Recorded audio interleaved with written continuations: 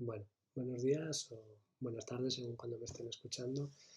Quería empezar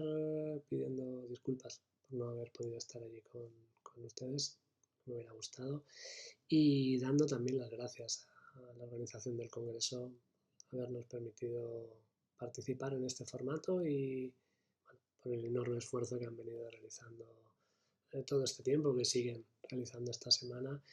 y, por supuesto, felicitarlos de antemano porque estoy convencido de que el encuentro va a ser un absoluto éxito. Bien, quería comenzar mi intervención compartiendo con ustedes las dudas que se me plantearon al pensar en ella. Y es que por tratarse de un autor apenas conocido como José Bruno, pues me pareció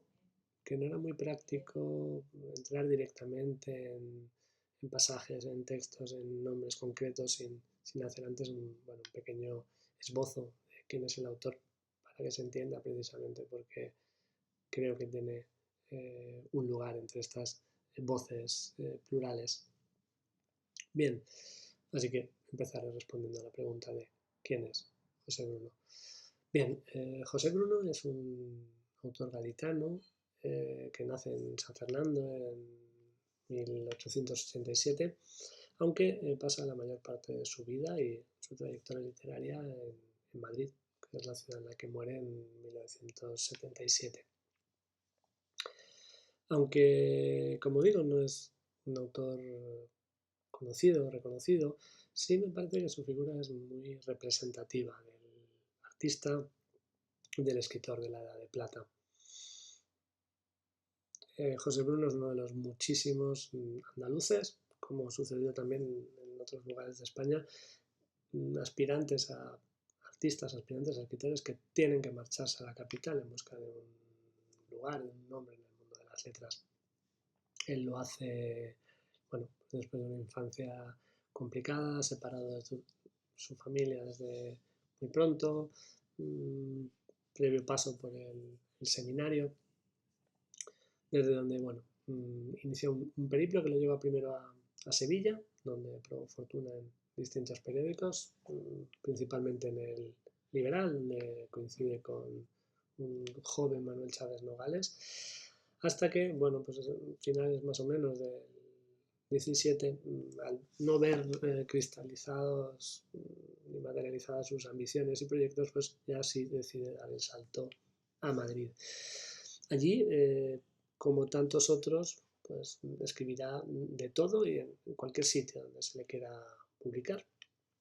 Lo encontraremos, por supuesto, en prensa, con artículos, pero también con cuentos, relatos costumbristas de todo tipo, sobre todo en blanco y negro y en El Imparcial, con López Barbadillo, al que luego acompañará en su biblioteca de autores eróticos. Lo vamos a encontrar también en los círculos de la poesía ultraísta alrededor de nombres como Cansinos Asens, con el que comparte bastantes espacios,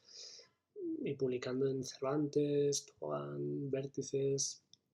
Lo vamos a encontrar realizando traducciones para poder vivir de todo tipo, de casi cualquier idioma. Aparecerá en distintas publicaciones y revistas, semanarios, desde los más importantes como La Esfera o La Ilustración Española, hasta los más ligeros como La Risa, Buen Humor o Muchas Gracias,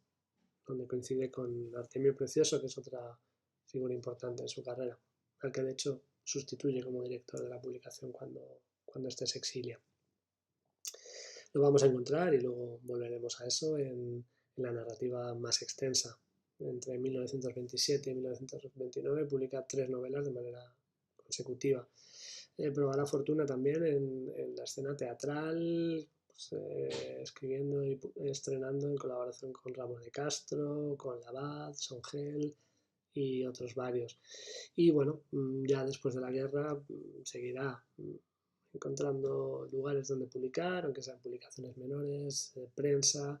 y sobre todo en publicaciones de cine, ya que encontró trabajo en la productora Cifesa, además de seleccionando y corrigiendo guiones, pues haciendo también reseñas y críticas de los estrenos de la productora. Así que bueno, creo que es una figura bastante, ya digo, paradigmática de cómo tenían que buscarse la vida esos personajes, ¿no? Ahora bien, centrándonos ya un poquito en la intervención, he elegido la primera de sus novelas, Chipilín, que lleva como subtítulo Vida y aventuras de un pequeño gran hombre. Chipilín, que se publica en Atlántida, editorial de Artemio Precioso, y en una, creo que bonita y simbólica coincidencia, en 1927. Aparece con una portada de Enrique Ochoa, un autor con el que colaboró en muchas ocasiones. Y bueno, ¿por qué este Chipilín tiene,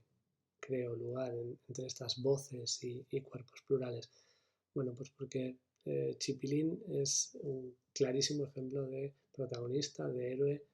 no normativo. Como el propio texto siempre es más elocuente de lo que puede ser uno, voy a leer apenas las primeras líneas de la novela, del primer capítulo, donde se describe a este Chipilín y se nos dice que era el recién nacido,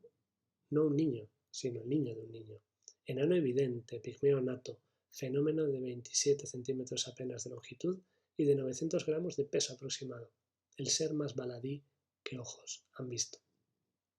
Así que ven cómo queda claramente definido por esa condición que luego se nos especifica, digamos, con un carácter médico como un caso de acondroplasia étnica. Bien, a pesar de esto, o precisamente por esto, Chipilín no es nada discutible en su naturaleza de héroe. De hecho, José Bruno plantea directamente, casi como una tesis, que todo el que nace es un héroe. En este caso, un héroe que además pasará por innumerables y terribles pruebas. Por resumir un poquito la trama, desde su nacimiento en una familia muy humilde y al perder a su madre, pues queda en manos de un padre, por decirlo suavemente, con muy pocos escrúpulos, que decide hacer fortuna a costa de su hijo, exhibirlo en ferias como un fenómeno, como un monstruo, e incluso en un paso más de su maldad, alquilárselo a un empresario teatral para poder, digamos, recibir un dinero sin tener ni siquiera que realizar el esfuerzo. Luego, como una suerte de lazarillo, Chipilín conseguirá escapar de esas manos y llegará a Madrid, donde, bueno, pues tras un cierto tiempo de tranquilidad, acabará cayendo en manos también bastante poco escrupulosas y siendo prestado, alquilado, vendido por distintos, casi podríamos decir, amos, cada cual peor, hasta que, bueno, su suerte cambia y es adoptado por una duquesa mayor y sin hijos que se encapricha, se encariña de él y lo convierte en su heredero. Bueno, evidentemente con este tema, con esta trama que les acabo de resumir tan brevemente, pues parece obvio que nos encontramos ante una novela de crítica social, pero no es solamente eso, aunque evidentemente profundice e indague en esa faceta. Es evidente que hay una intención de satirizar las costumbres, los usos sociales, la moral o la falta de ella, de los individuos, la mezquindad de la condición humana a todos los niveles, porque digamos que aquí no se salva nadie, desde las clases más bajas, populares, hasta las clases intermedias, los burgueses y los nobles. Nadie se salva a la hora de tratar o maltratar a este Chipilín, que en todo momento, en todo lugar se va a haber tratado y caracterizado, podría sacar un enorme listado de calificativos, como un ser incompleto, un hombre de menos, menos que un hombre, un entecillo, un homúnculo, bueno, toda una serie de terribles calificativos, y solamente en ciertas ocasiones, por curiosidad o por compasión, pues puede recibir un trato más cariñoso, menos terrible.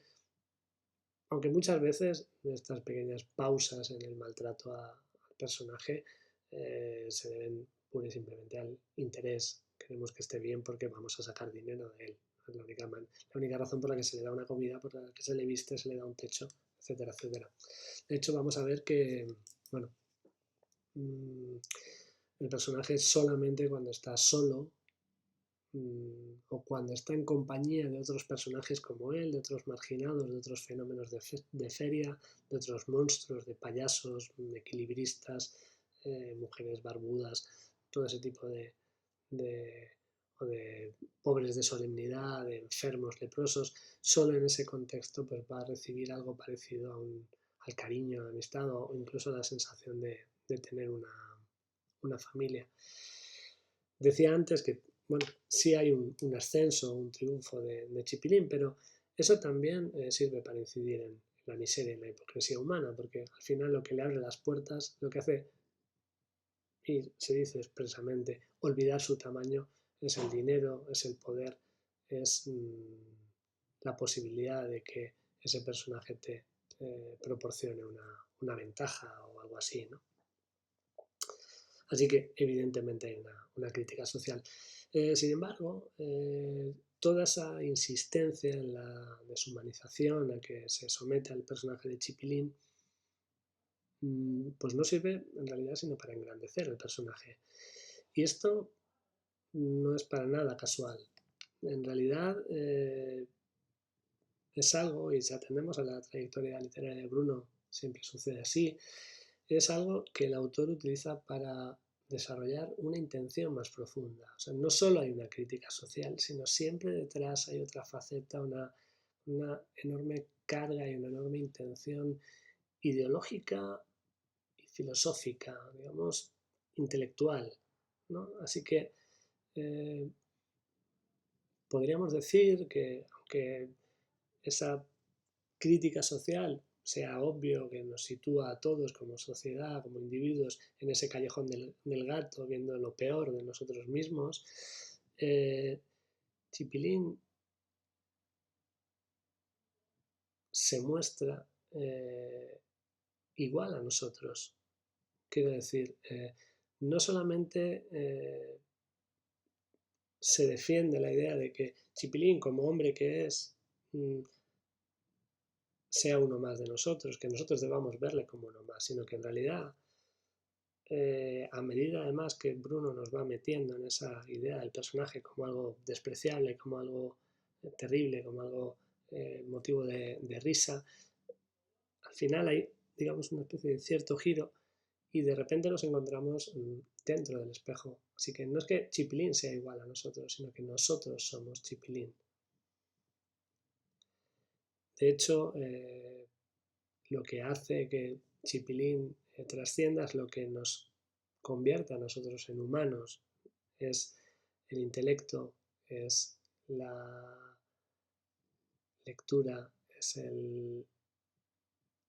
espíritu, la altura moral, ¿no? De hecho, Bruno en cierto momento habla de que los hombres somos un cerebro que crea distintos órganos. Y Chipilín, el personaje, muchas veces habla de que tiene todo el mundo en su cerebro, de que su cerebro es el que verdaderamente contiene al mundo y no es determinado por su tamaño. Así que desde ese punto de vista, digamos, humanístico, en el que son el intelecto y el espíritu lo que nos define, al final el objetivo de la obra es hacer que nos demos cuenta de que nosotros somos ese Chipilín, que Chipilín no es otra cosa más que el símbolo de la pequeñez, de la fragilidad de la existencia humana, que en esta fábula, en esta novela se lleva al límite del absurdo, pero como decía Cansinos en la reseña que hacía de la obra, toda la risa y el llanto que provoca Chipilín recaen sobre toda la especie. Así que, bueno, hay muchos otros aspectos que subrayar. Evidentemente se podría hablar también del aspecto amoroso y sexual, que queda ahí como una renuncia de Chipilín, aunque quizá precisamente por esa visión intelectual y del espíritu y del alma como lo que nos hace humanos,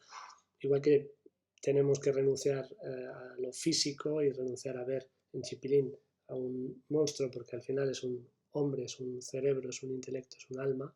pues quizá los fracasos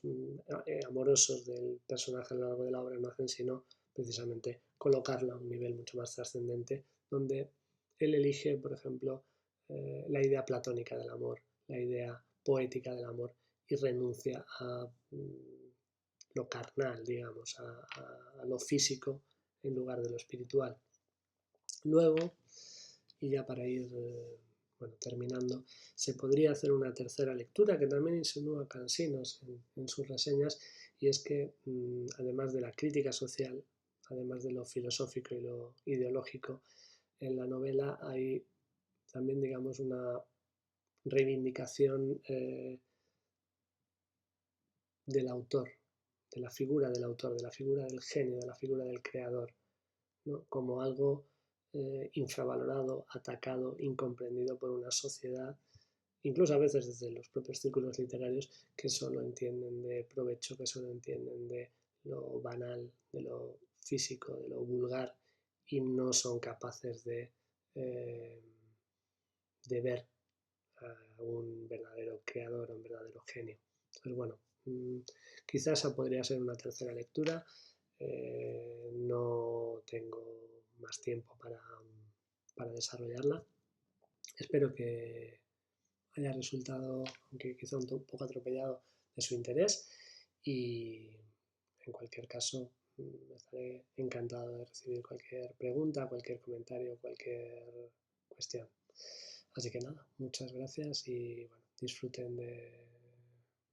la estancia, disfruten del congreso y espero que nos veamos.